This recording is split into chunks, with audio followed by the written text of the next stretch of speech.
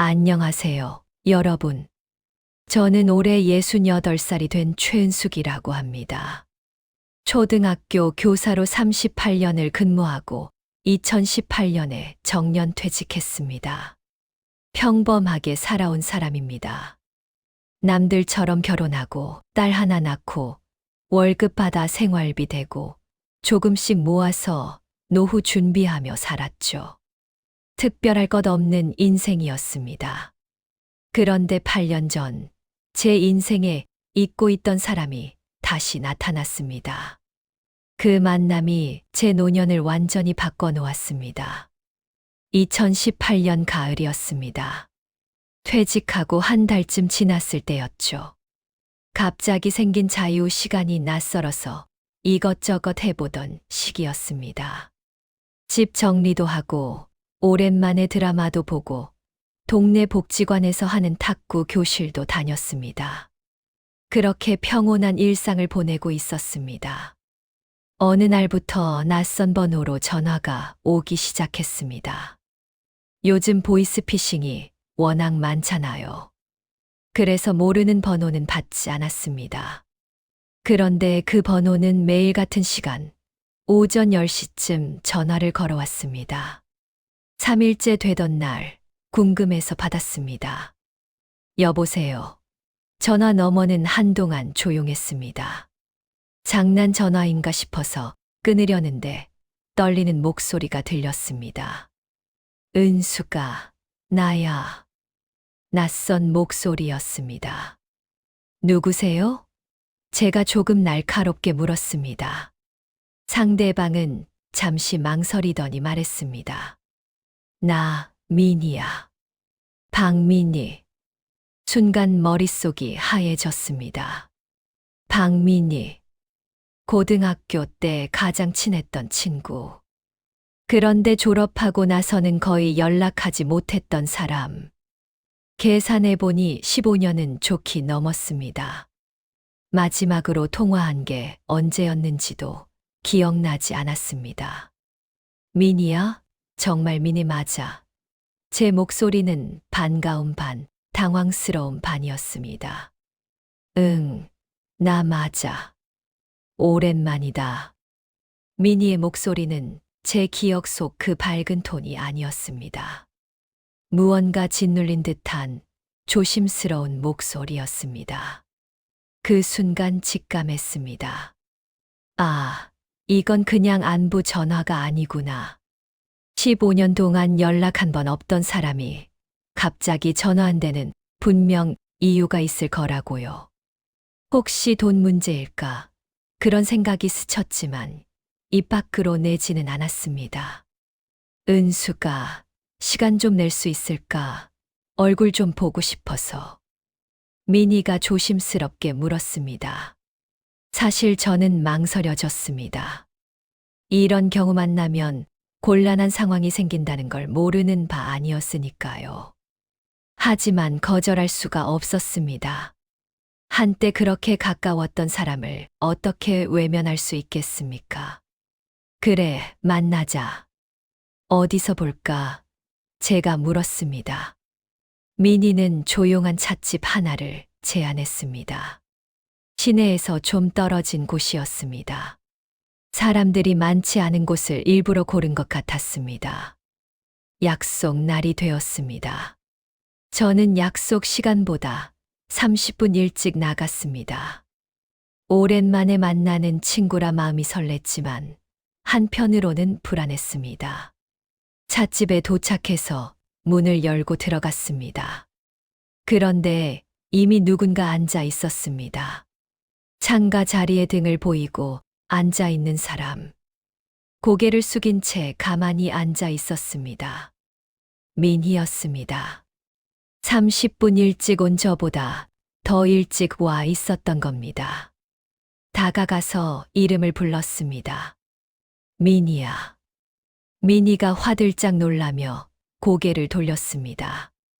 50년 전 고등학교 때 그 얼굴이었습니다. 주름이 늘고 머리가 희끗해졌지만 여전히 민희였습니다. 그런데 얼굴이 많이 수척했습니다. 뺨이 움푹 들어가 있었고 눈가에 그늘이 져 있었습니다. 옷차림은 깔끔했습니다.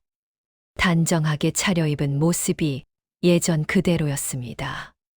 미니는 항상 가난해도 옷만큼은 깨끗하게 입고 다녔거든요. 은수가 오랜만이야.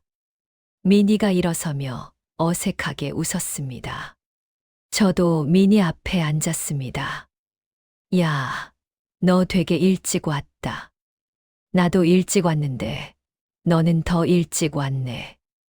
언제 왔어? 미니는 머쓱하게 웃으며 대답했습니다.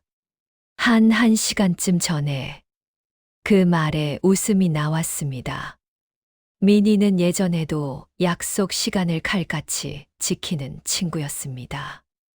아니, 지키는 정도가 아니라 항상 1시간씩 일찍 나왔던 친구였죠. 너 그때나 지금이나 똑같구나. 약속 시간 1시간 전에 오는 거. 저희는 잠시 근황을 나눴습니다. 저는 퇴직한 이야기를 했고, 미니는 복지센터에서 일한다고 했습니다. 그렇게 이런저런 이야기를 나누는데, 미니의 표정이 점점 굳어갔습니다. 말하고 싶은데 말을 못하는 표정이었습니다. 그때 미니가 입을 열었습니다. 은수가 미안한데 말이야. 미니는 말을 잇지 못하고 한참을 머뭇거렸습니다. 저는 조용히 기다렸습니다. 그러자 미니가 고개를 푹 숙이고 말했습니다. 돈 좀 빌려줄 수 있을까? 15년 만에 연락해서 이런 부탁하는 거 정말 미안해. 나도 염치 없는 거 알아. 근데 은수가, 나 지금 정말 힘들어. 미니의 목소리가 떨렸습니다. 얼마나 필요한데? 제가 물었습니다. 미니는 한참을 망설이다가 작은 목소리로 말했습니다. 1200만 원. 그 순간 저는 숨이 멎는 것 같았습니다. 1200만 원. 퇴직금 일부와 그동안 모은 돈을 합치면 가능한 금액이었습니다. 하지만 그건 제 노후 자금이었습니다. 막 퇴직한 60살에 1200만 원은 결코 작은 돈이 아니었습니다. 미니는 제 표정을 보고 더 고개를 숙였습니다. 미안해, 은수가. 내가 너무 큰 부탁을 한 것 같다. 그냥 잊어줘. 미니가 일어서려고 했습니다. 그때 저는 미니의 손을 잡았습니다.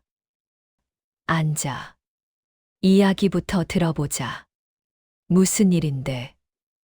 미니는 다시 앉아서 자초지종을 설명하기 시작했습니다.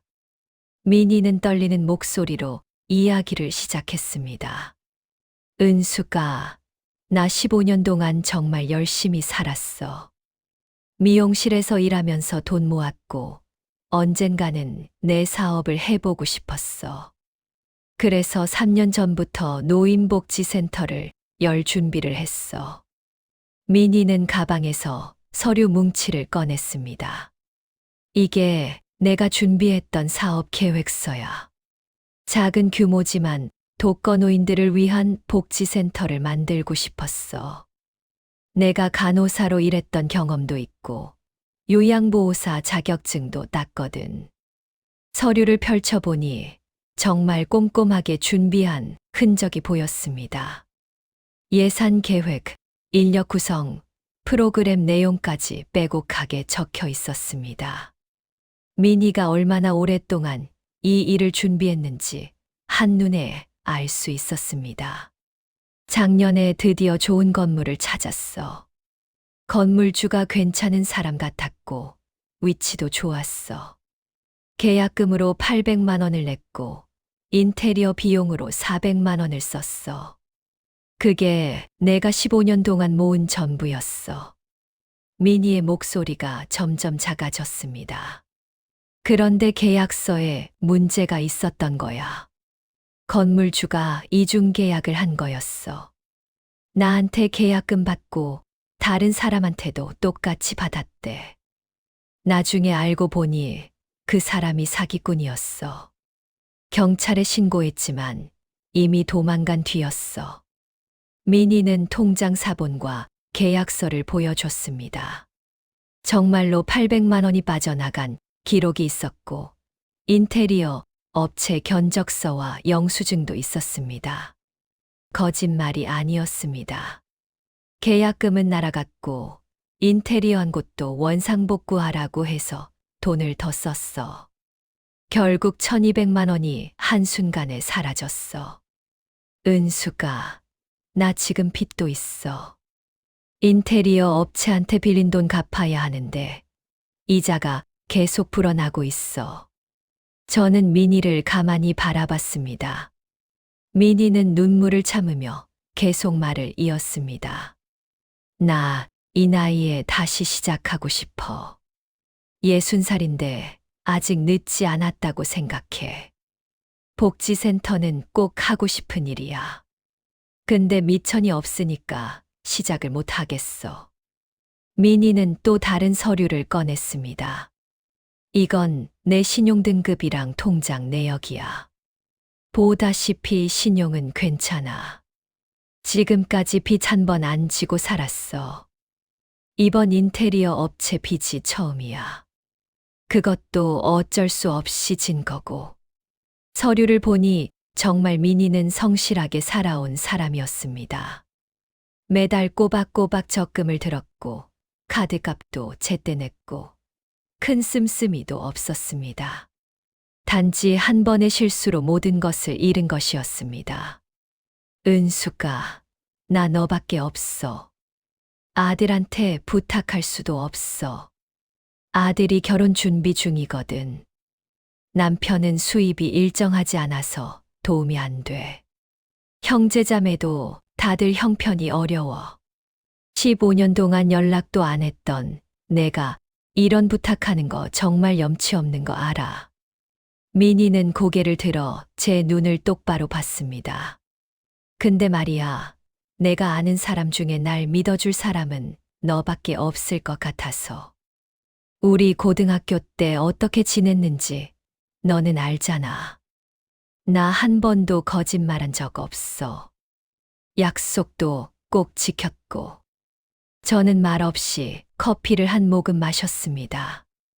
머릿속이 복잡했습니다. 1200만 원. 우리 부부가 노후를 위해 모은 돈 중 일부였습니다. 남편 상우는 퇴직한 지 8년이 됐고 우리는 연금과 저축으로 생활하고 있었습니다. 딸 은희는 결혼해서 독립했지만 손자 육아 지원도 해줘야 했습니다. 1200만 원을 빌려주면 우리 생활에 지장이 생길 수도 있었습니다. 혹시 민희가 갚지 못하면 어떡하지? 그런 생각도 들었습니다. 15년 동안 연락도 없던 사람을 어떻게 믿을 수 있을까? 하지만 동시에 다른 생각도 들었습니다. 민희는 고등학교 때 가장 믿을 수 있는 친구였습니다. 가난했지만 정직했고 힘들어도 남에게 피해 주지 않으려고 애썼던 사람이었습니다. 그런 민희가 15년 만에 연락한 이유는 정말로 절박해서일 것이라는 확신이 들었습니다. 민희야, 나한테 시간 좀 줄래? 남편하고 상의해봐야 할 것 같아. 제가 말했습니다. 민희는 고개를 끄덕였습니다. 당연하지. 나도 너무 갑작스럽게 부탁한 거 알아. 천천히 생각해봐. 그날 저녁 저는 남편 상훈에게 모든 이야기를 했습니다. 상훈은 처음에는 난색을 표했습니다. 여보, 15년 만에 연락한 사람한테 1200만 원을 빌려주는 게 맞을까? 우리도 이제 70 가까운 나이에 그 돈이 날아가면 어떡해? 저도 그 걱정을 했습니다. 하지만 제가 민희에 대해 자세히 설명하자 상훈의 표정이 조금씩 바뀌었습니다. 민희가 고등학교 때 얼마나 어려웠는지, 그래도 얼마나 성실했는지, 우리 집에서 밥 먹으며 어떻게 지냈는지 이야기했습니다. 상훈은 한참을 생각하더니 말했습니다. 당신이 그렇게까지 믿는 친구라면 한번 믿어보는 거지 뭐. 우리도 젊었을 때 도움 많이 받고 살았잖아. 이번에는 우리가 도와줄 차례야. 대신 딸한테는 미리 얘기해두자. 혹시 모르니까. 다음 날 저는 미니에게 전화를 걸었습니다. 미니야, 빌려줄게. 미니는 전화 너머에서 한동안 말이 없었습니다. 정말, 은수가 정말 빌려주는 거야? 미니의 목소리가 떨렸습니다. 응, 빌려줄게. 대신 몇 가지 약속하자. 미니는 숨을 죽이고 제 말을 들었습니다. 첫째, 무리해서 갚으려고 하지 마. 내가 먹고 살 수 있을 만큼만 갚아. 둘째, 매달 연락해. 안부라도 알려줘. 셋째, 힘들면 솔직하게 말해. 숨기지 마. 미니는 울음을 터뜨렸습니다. 고마워, 은수가. 정말 고마워. 나 꼭 갚을게. 약속할게. 저는 미니에게 계좌번호를 받고 1200만 원을 송금했습니다. 송금 버튼을 누르는 순간 마음 한편이 무거웠지만 동시에 뿌듯했습니다. 옛 친구를 도울 수 있다는 사실이 기뻤습니다. 1200만 원을 송금하고 나서 저는 한참 동안 미니 생각을 했습니다. 왜 15년 만에 연락한 미니를 그렇게 쉽게 믿었을까? 남편 상훈도 궁금해했습니다. 당신이 그렇게까지 미니를 믿는 이유가 뭐야? 저는 그제야 깨달았습니다. 제가 미니를 믿는 이유는 50년 전 그 시절로 거슬러 올라간다는 것을요. 1976년 봄이었습니다. 저는 18살 고등학교 1학년이었습니다. 입학식 날 처음 미니를 봤습니다. 같은 반이었는데 미니는 뒷자리에 조용히 앉아 있었습니다. 새 교복을 입었지만 어딘가 어색해 보였습니다. 나중에 안 사실이지만 미니의 교복은 새 것이 아니었습니다. 언니한테 물려받은 것이었습니다. 미니는 첫날부터 눈에 띄었습니다. 말수가 적었고 점심시간에도 친구들과 어울리지 않았습니다. 혼자 도시락을 먹고 혼자 책을 읽었습니다. 하지만 공부는 정말 잘했습니다. 첫 시험에서 전교 10등 안에 들었고 선생님들은 모두 미니를 칭찬했습니다. 저는 미니가 궁금했습니다. 왜 혼자 있을까? 친구 사귀기 싫은 걸까? 어느 날 용기를 내서 말을 걸었습니다. 미니야, 우리 같이 점심 먹을래? 미니는 잠시 망설이더니 고개를 끄덕였습니다. 그렇게 저희는 친구가 되었습니다. 미니와 친해지면서 미니의 사정을 조금씩 알게 되었습니다. 아버지는 일찍 돌아가셨고 어머니는 식당에서 일했습니다. 남동생이 하나 있었는데 아직 초등학생이었습니다.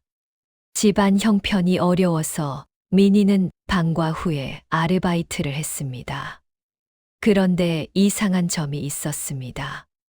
미니는 항상 학교에 제일 먼저 왔습니다. 교문이 열리자마자 미니가 교실에 앉아 있었습니다. 도대체 몇 시에 집을 나서는 걸까 궁금했지만 차마 물어보지 못했습니다. 1976년 겨울, 그날도 저는 평소처럼 등교했습니다. 아침 7시 30분쯤이었을 겁니다. 학교 정문을 지나는데 어디선가 고함 소리가 들렸습니다. 무슨 일인가 싶어 소리 나는 쪽으로 갔습니다. 학교 뒤편 작은 식당 앞이었습니다.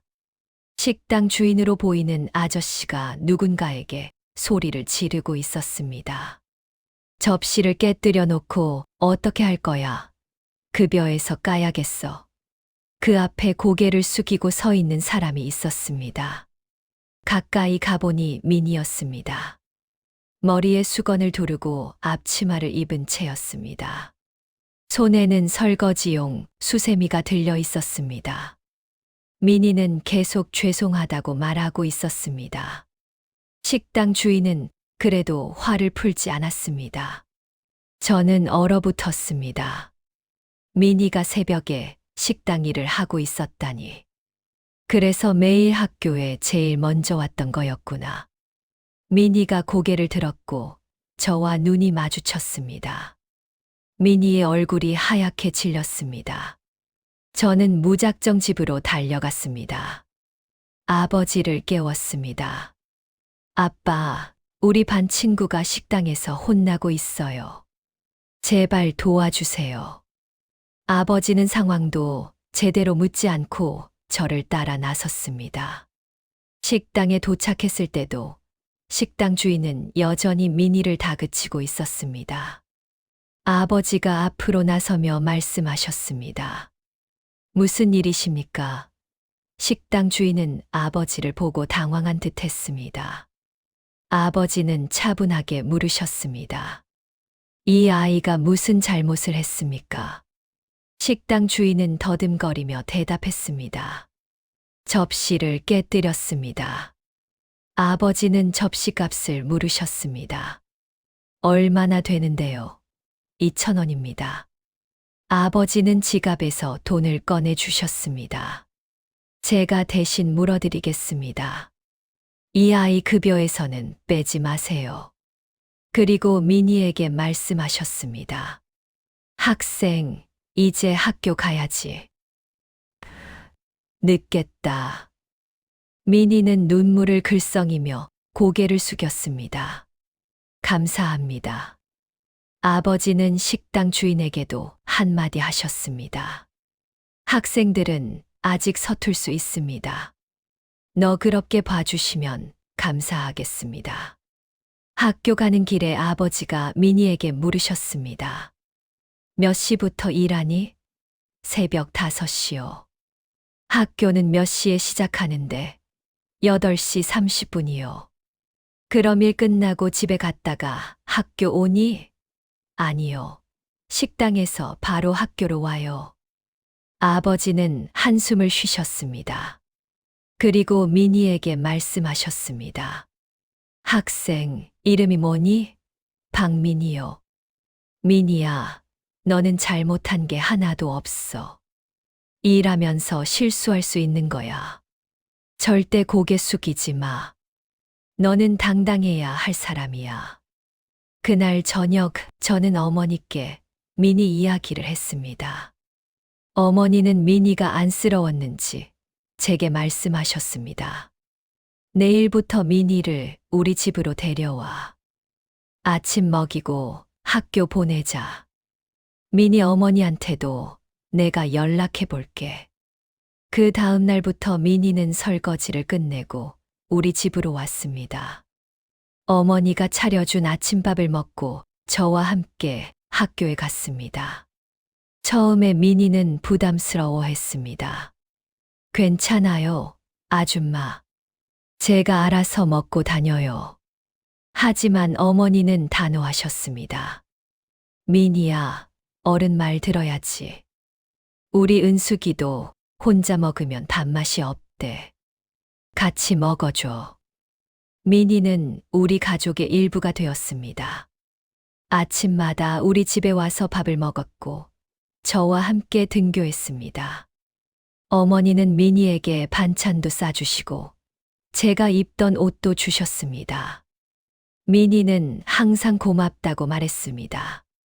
하지만 민희는 말로만 고마움을 표현하지 않았습니다.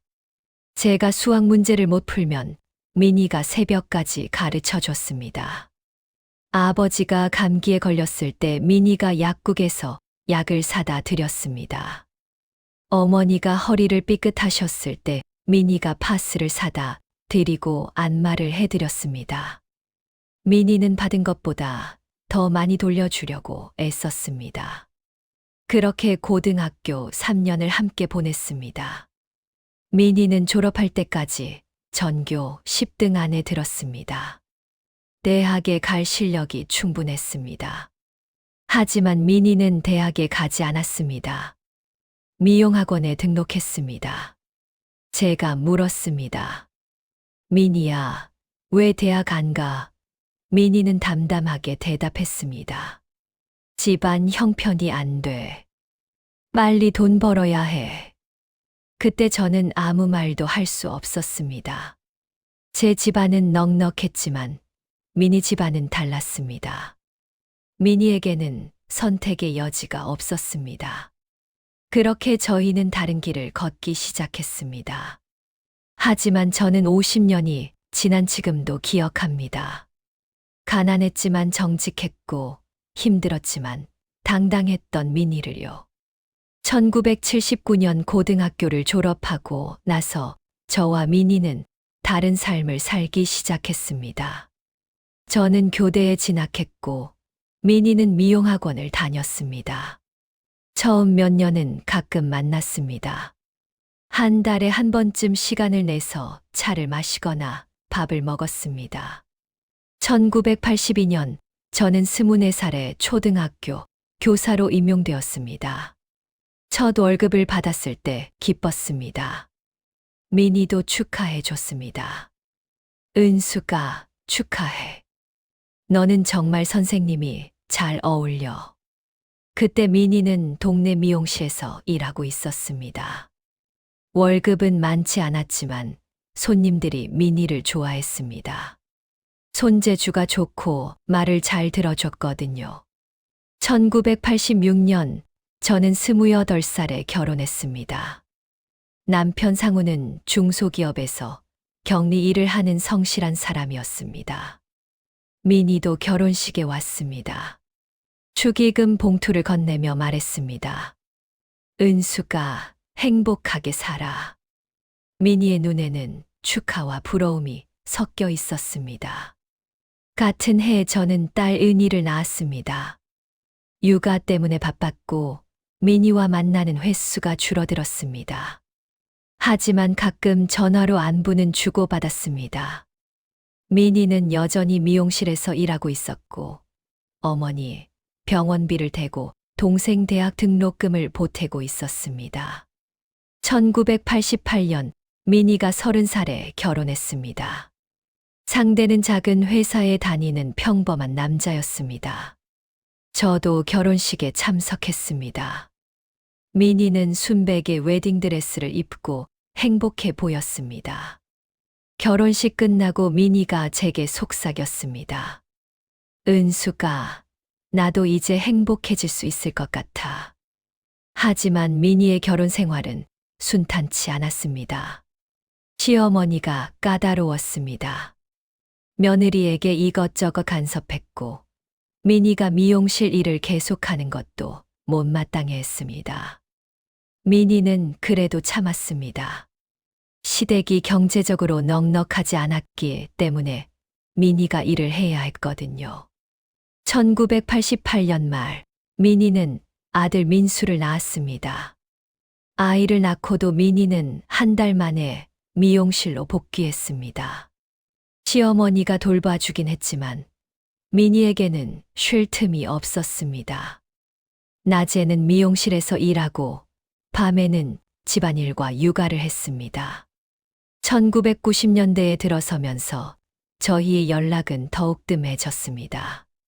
저는 교사 일과 육아로 바빴고 미니는 생계와 시댁 눈치로 바빴습니다. 1년에 한두 번 만나는 것도 어려워졌습니다. 전화로 간단히 안부만 주고받았습니다. 1998년 저는 40살이 되었습니다. 딸 은희는 중학생이 되었고 남편 상우는 회사에서 승진했습니다. 평범하지만 안정적인 삶이었습니다. 미니는 어떻게 지내는지 궁금했지만 바쁘다는 핑계로 연락을 미뤘습니다. 미니도 저에게 연락하지 않았습니다.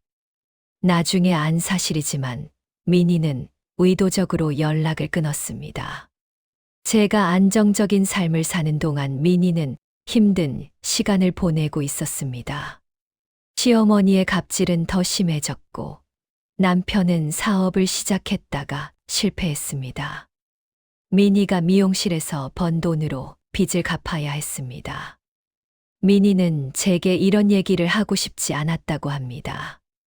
은숙이는 행복한데 나만 불행하다고 말하기 싫었대요.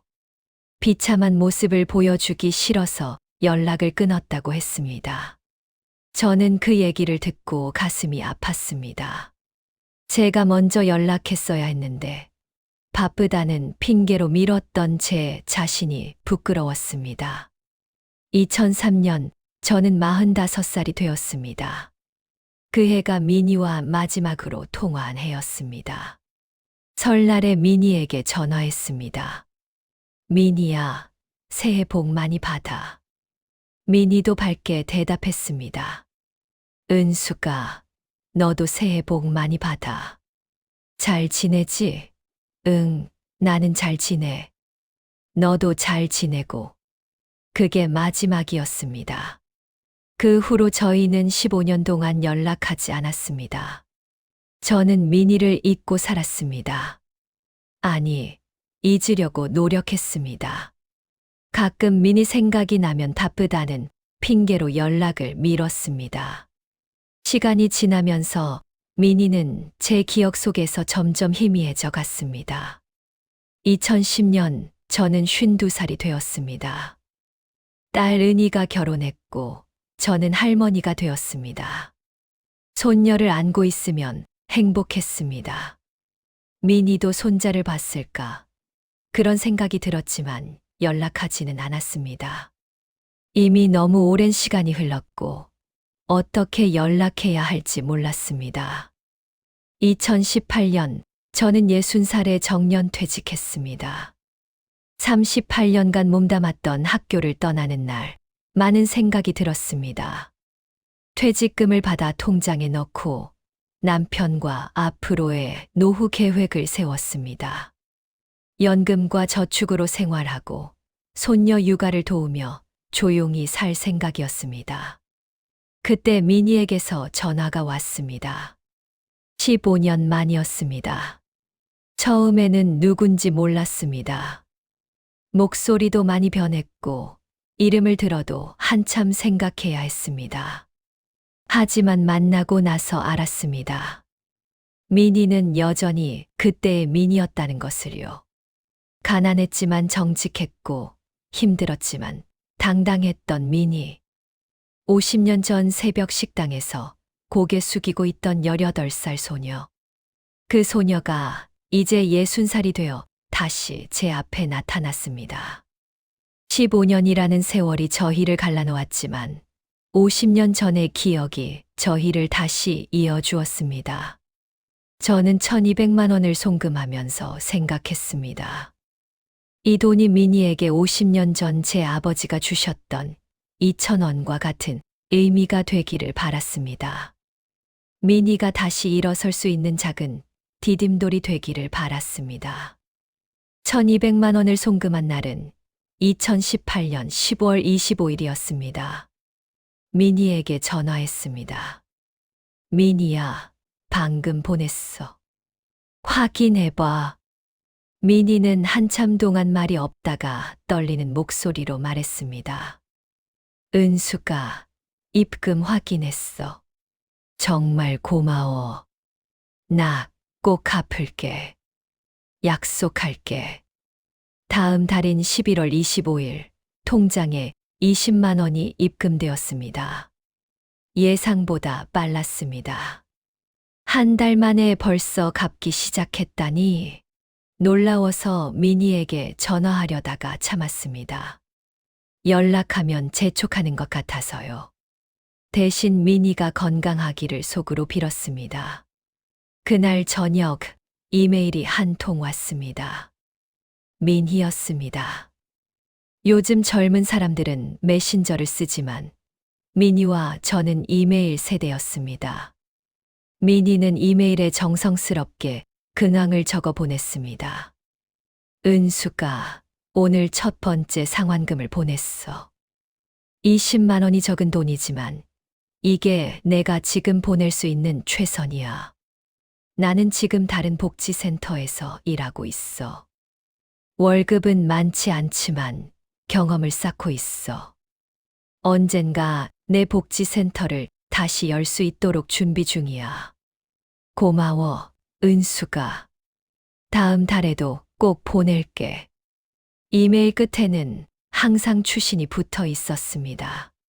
추신, 오늘 센터에서 할머니 한 분이 내 손을 꼭 잡으시더라. 고맙다고. 그 한마디에 하루 피로가 다 풀렸어. 이 일이 내 천직인 것 같아. 12월에도 20만 원이 들어왔습니다. 그리고 또 이메일이 왔습니다.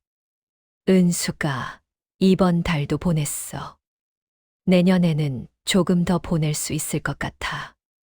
아들 민수가 취업 준비 중인데 내년 상반기에는 결과가 나올 거야. 그럼 부담이 좀 줄어들 거야. 2019년이 되었습니다. 1월에는 15만 원이 들어왔습니다. 평소보다 적었습니다. 혹시 무슨 일이 생긴 건 아닐까 걱정했습니다. 이메일을 확인했습니다. 은수가 미안해. 이번 달은 15만 원밖에 못 보냈어. 센터 보일러가 고장나서 수리비가 많이 들어갔어. 내 월급에서 일부를 보태야 했어. 다음 달에는 다시 20만 원 보낼게. 걱정하지 마. 저는 미니가 미안해할 필요 없다고 말하고 싶었습니다. 하지만 참았습니다. 미니에게 답장하면 미니가 더 부담스러워할 것 같았습니다. 대신 조용히 기다렸습니다. 2월에는 30만 원이 들어왔습니다. 미니의 이메일에는 기쁜 소식이 담겨 있었습니다. 은수가 좋은 소식이야. 아들 민수가 IT 회사에 취업했어. 대기업은 아니지만 괜찮은 중소기업이야. 이제 민수 학원비 걱정 안 해도 돼서 마음이 한결 가벼워. 그렇게 매달 25일마다 돈이 들어왔습니다. 적을 때는 10만 원, 많을 때는 50만 원. 금액은 달랐지만 미니는 단 한 달도 거르지 않았습니다. 그리고 매달 이메일로 근황을 보냈습니다. 미니의 이메일에는 일상이 담겨 있었습니다. 복지센터에서 있었던 일, 아들 민수의 소식, 시어머니, 건강 상태, 남편의 작은 사업 이야기. 때로는 기쁜 일도 있었고, 때로는 힘든 일도 있었습니다. 2019년 6월, 미니의 이메일에는 슬픈 소식이 있었습니다. 은수가 시어머니가 돌아가셨어. 그동안 나한테 많이 까다로우셨지만 막상 가시니 마음이 복잡해. 장례 치르느라 이번 달은 10만 원밖에 못 보냈어. 미안해. 2020년에는 코로나가 터졌습니다. 미니가 일하던 복지센터도 문을 닫았습니다. 미니는 일자리를 잃었습니다. 3월에는 돈이 들어오지 않았습니다. 걱정이 되어서 이메일을 확인했습니다. 은수가 정말 미안해. 이번 달은 못 보냈어. 센터가 코로나로 문을 닫아서 일을 못하고 있어. 다음 달에는 꼭 보낼게. 실망시켜서 미안해. 저는 미니에게 답장을 보내고 싶었습니다. 괜찮다고, 건강이 더 중요하다고 말하고 싶었습니다. 하지만 참았습니다. 4월에는 20만 원이 들어왔습니다. 미니는 새로운 일자리를 찾았다고 했습니다. 개인 요양보호사로 일하기 시작했대요. 월급은 적지만 일이라도 있어서 다행이라고 했습니다. 2021년이 되었습니다. 미니는 꾸준히 돈을 보냈습니다. 이메일도 계속 왔습니다. 그런데 2021년 중반부터 미니의 이메일에 추신이 사라졌습니다. 근황만 간단히 적고 끝이었습니다. 걱정이 되었지만 어쩔 수 없었습니다. 2022년 미니는 새로운 복지센터 일자리를 얻었습니다. 이번에는 센터장 보조였습니다. 월급이 조금 올랐고 미니는 상환 금액을 늘렸습니다. 매달 30만 원씩 보내기 시작했습니다. 2023년이 되었습니다. 5년째 해였습니다. 미니는 여전히 매달 25일에 빠짐없이 돈을 보냈습니다. 저는 통장을 확인하며 계산했습니다. 1200만 원 중 이미 1100만 원이 넘게 들어왔습니다. 이제 조금만 더 남았습니다. 2023년 10월 미니의 이메일에 오랜만에 긴 추신이 붙어 있었습니다. 은수가 몇 년간 눈코 뜰 새 없이 바빴어. 그동안 별다른 말을 못해서 미안해. 추신도 못 적었지. 사실 너무 힘들었어. 하루하루가 전쟁 같았어. 근데 이제 조금 숨통이 트였어. 일이 안정됐고 민수도 승진했어. 그리고 무엇보다 내게 빌린 돈을 거의 다 갚았어. 2개월만 더 있으면 다 갚을 수 있어. 11월에는 50만 원이 들어왔습니다. 12월 25일 크리스마스 날이었습니다. 통장에 마지막 20만 원이 입금되었습니다. 정확히 1200만 원. 5년 만에 원금을 모두 갚은 것입니다. 저는 기쁜 마음으로 미니에게 전화를 걸었습니다. 미니야, 축하해. 다 갚았구나. 정말 수고했어. 이제 마음 편히 살아. 미니가 말했습니다. 은수가 고마워. 그리고 미안해. 5년이나 걸렸네. 아니야, 미니야. 5년 동안 한 번도 안 거르고 보낸 게 대단한 거야. 정말 자랑스러워. 미니가 조심스럽게 물었습니다. 은수가 나 만나줄 수 있어? 할 얘기가 있어. 저는 설레는 마음으로 대답했습니다. 물론이지. 어디서 만날까? 2023년 12월 28일, 저는 5년 전 그 찻집으로 향했습니다. 65살이 된 저는 미니를 만나러 가는 길이 설렜습니다. 5년 동안 이메일로만 소식을 주고받았지, 실제로 만난 적은 없었습니다. 미니는 어떻게 변했을까? 여전히 수척할까? 아니면 조금 나아졌을까? 약속 시간보다 30분 일찍 도착했습니다. 그런데 이번에도 미니가 먼저 와 있었습니다.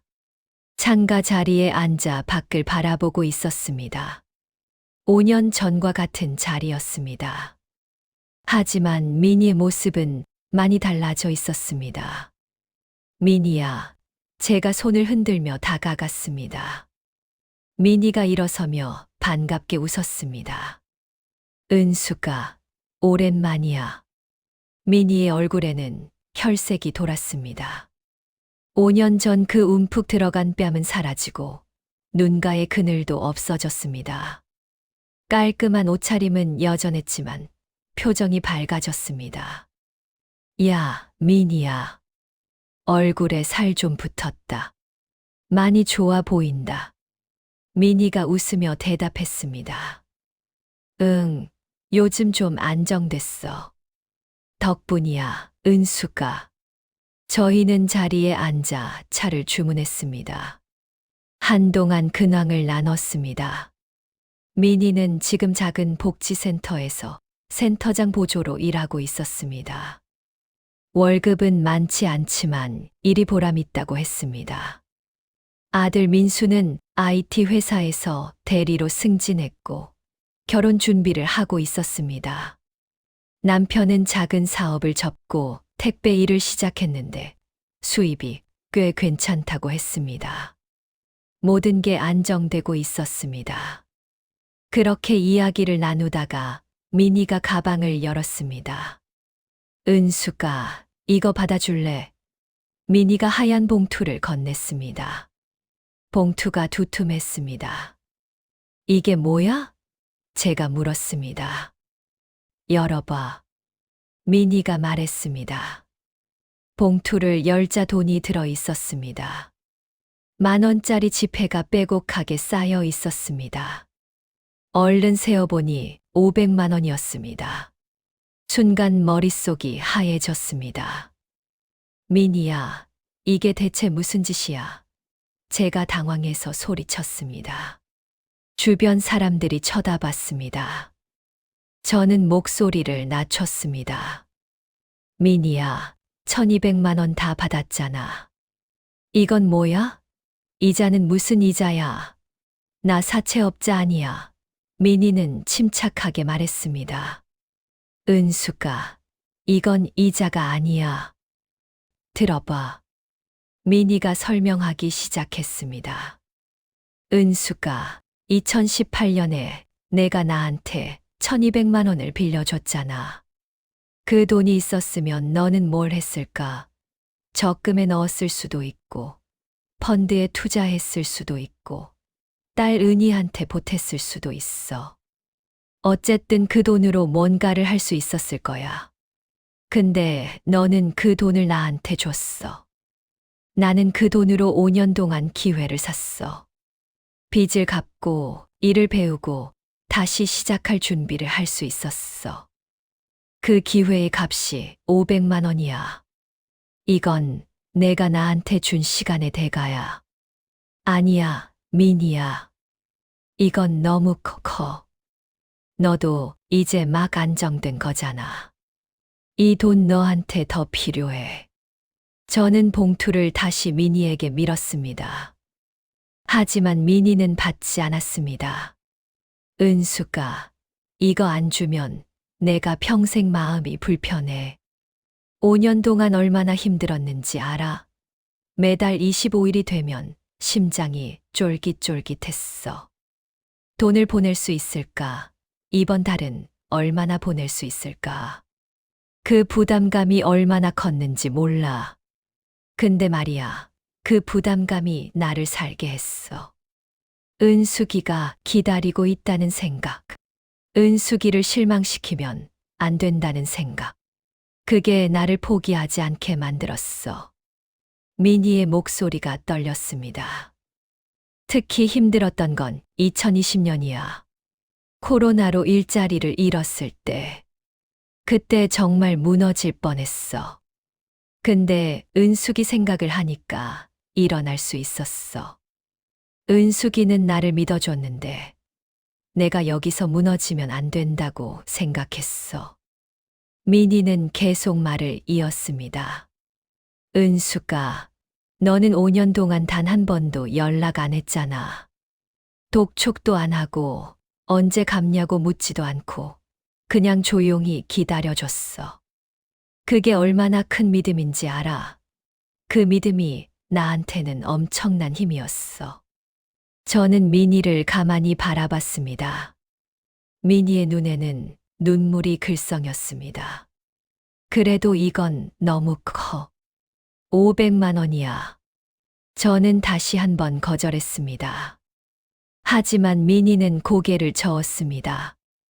은수가, 이거 안 받으면 나 오늘 여기서 안 일어나. 민희가 웃으며 말했습니다. 농담이 아니라 진심 같았습니다. 은수가, 제발. 나 도와준다고 생각하고 받아줘. 이거 주고 나야 내가 마음 편히 새 출발을 할 수 있을 것 같아. 저는 한참을 망설였습니다. 그러다가 결국 봉투를 받았습니다. 알겠어, 민희야. 받을게. 근데 조건이 있어. 민희가 눈을 크게 떴습니다. 뭔데?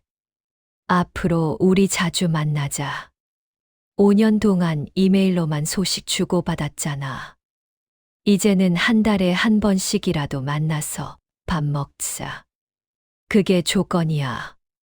민희가 환하게 웃었습니다. 그거야 당연하지. 나도 그러고 싶었어. 저희는 그날 오랜 시간 이야기를 나눴습니다. 50년 전 고등학교 시절 이야기, 20대, 30대를 헤쳐온 이야기, 힘들었던 순간들, 행복했던 순간들. 웃기도 하고 울기도 했습니다. 찻집을 나오면서 미니가 말했습니다.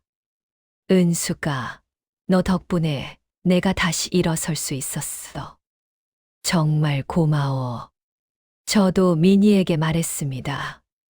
미니야, 나야말로 고마워. 내가 성실하게 갚아줘서 내가 사람을 믿을 수 있게 됐어. 집으로 돌아와서 남편 상훈에게 봉투를 보여줬습니다. 상훈도 놀랐습니다. 여보, 미니가 정말 대단한 사람이네. 5년 만에 원금 갚고 이자까지 줬다니. 저는 봉투를 서랍 깊숙이 넣으며 생각했습니다. 이 돈을 언젠가 미니를 위해 쓸 날이 올 거라고요. 2024년 1월부터 저와 미니는 한 달에 한 번씩 만났습니다. 주로 찻집에서 만나 차를 마시며 이야기를 나눴습니다.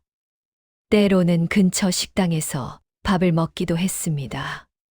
15년의 공백을 메우듯 저희는 많은 이야기를 나눴습니다. 미니는 복지센터 일에 만족하고 있었습니다. 아들 민수는 5월에 결혼했고 미니는 시어머니가 되었습니다. 며느리가 참 착하다며 미니는 행복해했습니다.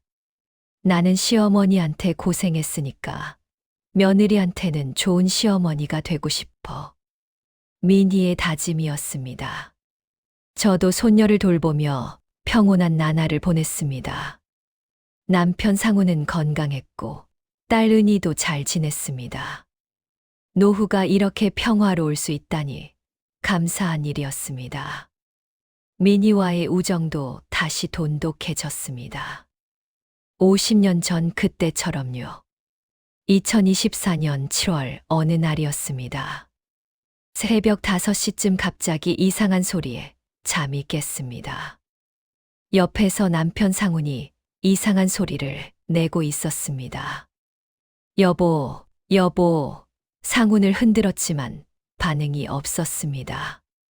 입이 한쪽으로 돌아가 있었고 팔을 움직이지 못했습니다. 119에 전화했습니다. 구급차가 왔고 상훈은 응급실로 실려갔습니다. 의사가 말했습니다. 뇌경색입니다. 다행히 빨리 오셔서 치료할 수 있습니다. 하지만 입원 치료가 필요하고 재활 치료도 받아야 합니다. 상훈은 중환자실에 입원했습니다. 저는 매일 병원에 갔습니다. 딸 은희도 퇴근 후 병원에 왔습니다. 상훈의 상태는 조금씩 나아졌지만 회복에는 시간이 필요했습니다. 의사는 최소 3개월은 입원해야 한다고 했습니다. 문제는 비용이었습니다. 큰 수술은 보험이 되었지만 간병비와 재활치료비는 별도였습니다. 매달 들어가는 비용이 만만치 않았습니다. 저희가 모아둔 저축을 쓰기 시작했습니다. 한 달, 2달 지나면서 통장 잔액이 빠르게 줄어들었습니다. 8월 중순쯤 미니에게 전화가 왔습니다. 은수가, 요즘 어떻게 지내? 한 달 넘게 연락이 없어서 걱정됐어. 저는 그제야 미니를 만나지 못한 지 오래됐다는 걸 깨달았습니다. 미니한테 걱정 끼치고 싶지 않아서 대충 둘러댔습니다. 응, 잘 지내. 요즘 손녀 봐주느라 좀 바빴어. 하지만 미니는 제 목소리에서 뭔가를 눈치챘나 봅니다. 은수가, 무슨 일 있어? 목소리가 이상해. 아무것도 아니야. 정말 괜찮아. 제가 부인했지만 미니는 물러서지 않았습니다. 은수가, 우리 50년 친군데 내가 모르겠어. 무슨 일인지 말해봐. 결국 저는 남편 이야기를 했습니다. 상훈이 뇌경색으로 쓰러져서 지금 입원 중이라고요. 미니는 깜짝 놀랐습니다. 은수가, 왜 진작 말 안 했어? 나 당장 병원으로 갈게. 어느 병원이야? 다음 날 미니가 병원에 왔습니다. 손에는 과일 바구니를 들고 있었습니다. 민희는 중환자실 밖에서 기다리는 저를 보자 달려왔습니다. 은수가 많이 힘들지? 민희가 제 손을 꼭 잡았습니다. 그 순간 참았던 눈물이 쏟아졌습니다. 민희는 저를 안아주며 말했습니다. 울어, 은수가. 혼자 참지 마. 저는 민희 품에서 한참을 울었습니다. 걱정과 피로와 두려움이 눈물로 쏟아져 나왔습니다. 민희는 제 등을 토닥이며 아무 말 없이 기다려줬습니다. 면회 시간이 되어 상훈을 만났습니다. 상훈은 깨어 있었지만 말을 제대로 하지 못했습니다. 민희가 상훈에게 인사했습니다. 아저씨, 저 민희예요. 기억하세요? 상훈이 고개를 끄덕였습니다. 빨리 나으셔야 해요. 은숙이가 너무 걱정하고 있어요. 병실을 나와서 민희가 물었습니다. 은수가 간병인은 쓰고 있어. 아니, 내가 직접 하고 있어. 간병비가 만만치 않거든. 민희가 고개를 저었습니다. 그러면 은숙이가 쓰러져. 간병인 써야 해. 괜찮아, 민희야. 내가 할 수 있어. 제가 말했지만 민희는 단호했습니다. 은수가, 나 좀 도와줘. 민희가 봉투를 꺼냈습니다. 또 하얀 봉투였습니다. 이게 뭐야? 간병비야. 500만 원 들어있어. 저는 깜짝 놀라 뒤로 물러섰습니다. 민희야, 미쳤어. 이건 절대 받을 수 없어. 작년에 준 500만 원도 너무 컸는데 또 500만 원을 어떻게 받아? 민희는 봉투를 제 손에 쥐어주며 말했습니다. 은수가 2018년에 내가 나한테 1200만 원 줬을 때 기억나? 나 그때 정말 벼랑 끝이었어. 내가 안 도와줬으면 나 아마 무너졌을 거야. 근데 너는 아무 조건 없이 돈을 빌려줬어. 재촉도 안 하고 5년을 기다려줬어. 이번엔 내 차례야. 내가 나를 믿어준 것처럼 이번엔 내가 널 믿어줄 차례야. 이건 빌려주는 것도 아니야. 그냥 주는 거야. 갚으라는 게 아니야. 저는 눈물을 흘리며 고개를 저었습니다. 민희야, 너도 이제 막 안정된 거잖아. 이 돈 너한테 필요해. 민희가 제 어깨를 잡으며 말했습니다. 은수가, 나한테 이 돈 없어도 괜찮아. 근데 너한테는 지금 필요하잖아. 내가 도울 수 있을 때 도와야지. 나중에 후회하기 싫어. 제발 받아줘. 저는 결국 봉투를 받았습니다. 민희야, 고마워. 정말 고마워. 민희가 웃으며 말했습니다. 그리고 나 앞으로 3개월 동안 주 2회씩 병원 올게.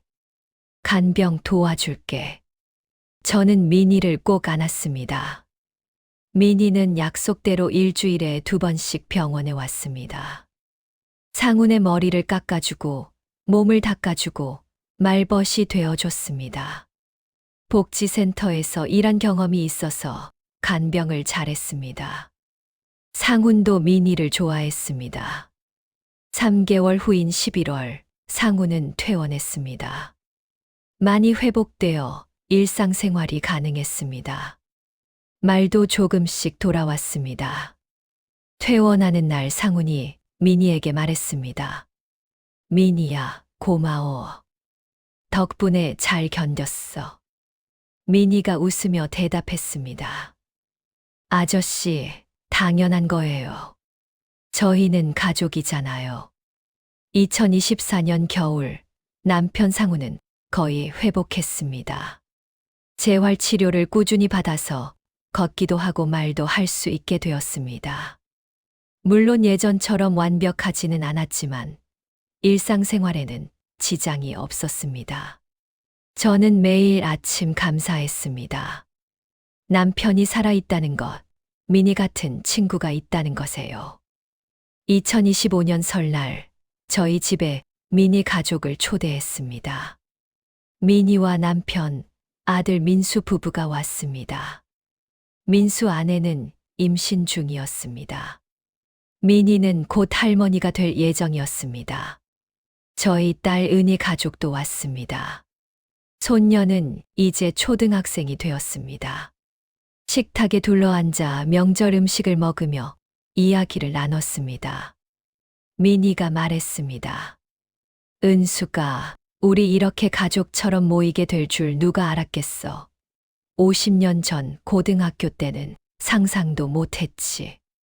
저도 웃으며 대답했습니다. 그러게. 인생이 참 신기해.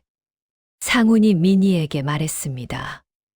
미니야, 정말 고마워. 내가 아팠을 때 도와줘서. 너 아니었으면 우리 부부 큰일 날 뻔했어. 미니가 손사래를 쳤습니다. 아저씨, 무슨 말씀을. 은숙이한테 받은 게 얼마나 많은데요. 제가 도와드리는 건 당연한 거예요. 민수가 저에게 인사했습니다. 이모님, 저희 엄마 항상 이모님 얘기 많이 하세요. 고등학교 때 이모님 댁에서 밥 먹으며 다녔다고. 그때 받은 은혜를 평생 못 잊는다고요. 저는 민수를 보며 생각했습니다. 미니가 참 잘 키웠구나. 반듯하고 예의 바른 청년으로 자랐네. 명절을 함께 보내고 나서 저희는 한 가족이 되었습니다. 생일마다 모였고 명절마다 모였습니다. 미니의 복지센터에 문제가 생기면 제가 도왔고, 제가 손녀 돌보느라 힘들면 미니가 도왔습니다. 진짜 가족처럼 서로 의지했습니다. 2025년 가을, 미니에게 좋은 소식이 있었습니다.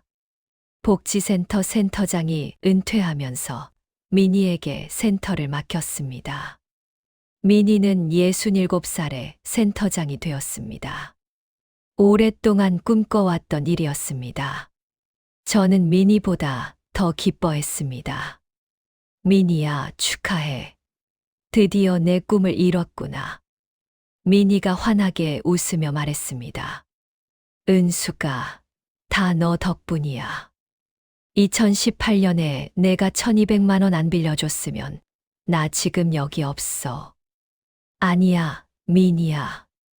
내가 포기하지 않고 5년 동안 성실하게 갚았잖아. 그게 더 대단한 거야. 2025년 겨울, 미니는 손자를 낳았습니다. 민수 부부가 아들을 낳았습니다. 미니는 행복에 겨워했습니다. 은수가 내가 할머니가 됐어. 손자가 이렇게 예쁠 줄 몰랐어. 저도 미니의 손자를 보러 갔습니다. 작고 예쁜 아기였습니다. 미니야, 축하해. 이제 진짜 할머니네. 2026년 새해가 밝았습니다. 저는 68살이 되었고, 미니도 68살이 되었습니다. 50년 전 18살에 처음 만나 이제 68살이 되었습니다. 저희는 인생의 황혼기에 접어들었지만 우정은 오히려 더 깊어졌습니다. 어느 봄날 미니와 함께 공원을 산책했습니다. 벚꽃이 만개한 아름다운 날이었습니다. 미니가 말했습니다. 은수가, 나 요즘 생각하는 게 있어. 우리 나이 먹어서 진짜 행복한 것 같아. 젊었을 때는 힘들기만 했는데, 이제는 평온해. 저도 고개를 끄덕였습니다. 맞아. 나도 그래. 젊었을 때는 바빠서 주변을 못 봤는데, 이제는 주변이 보여. 그리고 진짜 소중한 게 뭔지 알겠어. 미니가 물었습니다. 뭐가 제일 소중해? 저는 미니를 보며 대답했습니다. 너 같은 친구. 미니가 제 손을 잡았습니다. 나도 그래, 은수가. 너 같은 친구가 있어서 내가 살았어. 2018년에 내가 안 도와줬으면 나 지금 어떻게 됐을지 몰라. 저는 미니의 손을 꼭 잡으며 말했습니다. 미니야, 나야말로 고마워. 내가 성실하게 살아줘서 내가 사람을 믿을 수 있게 됐어. 저희는 벤치에 앉아 한참을 이야기했습니다. 50년 전 고등학교 시절, 20대, 30대의 바쁜 시간들, 40대, 50대의 힘든 시간들, 그리고 지금의 평온한 시간들. 모든 게 소중한 기억이었습니다. 미니가 말했습니다. 은수가 우리 80살까지 건강하게 살자. 그리고 계속 이렇게 만나자. 저도 웃으며 대답했습니다. 80살, 90살까지 살아야지. 우리 손주들 결혼하는 거 봐야 하잖아.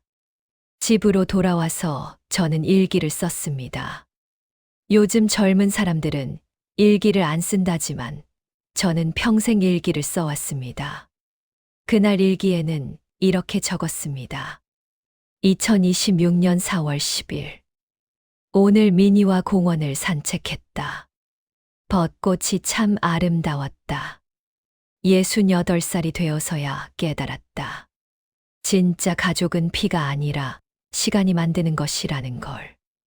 50년을 함께한 미니는 이제 내 인생에서 가장 소중한 사람이 되었다. 2018년에 빌려준 1200만 원은 내 인생 최고의 투자였다. 그 돈으로 나는 미니라는 친구를 되찾았고 진짜 가족을 얻었다. 돈은 쓰면 없어지지만 사람에게 쓴 돈은 돌아온다는 걸 배웠다. 일기를 덮고 창밖을 바라봤습니다. 봄바람이 불어왔습니다. 남편 상우는 거실에서 신문을 읽고 있었고 손녀 사진이 벽에 걸려 있었습니다. 평범하지만 행복한 일상이었습니다. 미니도 지금쯤 복지센터에서 어르신들을 돌보고 있겠죠. 손자를 안고 웃고 있을지도 모르겠습니다. 미니가 행복하다는 것만으로 저도 행복했습니다. 여러분, 인생은 참 신기합니다. 68년을 살아보니 확실히 알겠습니다. 베푼 것은 돌아옵니다. 때로는 10년 후에, 때로는 50년 후에. 그리고 돌아올 때는 배가 되어 돌아옵니다. 젊었을 때 베푼 선행은 나이 들어 빛을 발합니다. 제 부모님이 50년 전 미니에게 베푼 아침밥과 2,000원이 이렇게 돌고 돌아 저에게 돌아왔습니다. 제가 2018년에 미니에게 빌려준 1200만 원도 2배가 되어 돌아왔습니다. 하지만 더 큰 교훈은 따로 있습니다. 어려울 때 손 내미는 용기, 믿어주는 힘, 기다려주는 인내심. 이것들이 사람을 살립니다. 미니를 살렸고 저도 살렸습니다. 여러분도 주변에 어려운 사람이 있다면 한 번쯤 손을 내밀어 보세요. 물론 조심해야 합니다. 사기꾼도 많으니까요. 하지만 진짜 어려운 사람, 믿을 만한 사람이라면 도와주세요. 그 손길이 누군가의 인생을 바꿀 수 있습니다. 저는 68살에 깨달았습니다. 나이 들어 진짜 행복은 돈이 아니라 사람에게서 온다는 것을. 믿을 수 있는 친구 한 명이 1000만 원보다 귀하다는 것을. 그리고 50년을 함께한 우정은 그 무엇과도 바꿀 수 없다는 것을요. 제 이야기는 여기까지입니다. 긴 이야기 들어주셔서 감사합니다. 여러분도 미니 같은 친구를 만나시길, 그리고 누군가에게 은숙 같은 친구가 되어 주시길 바랍니다.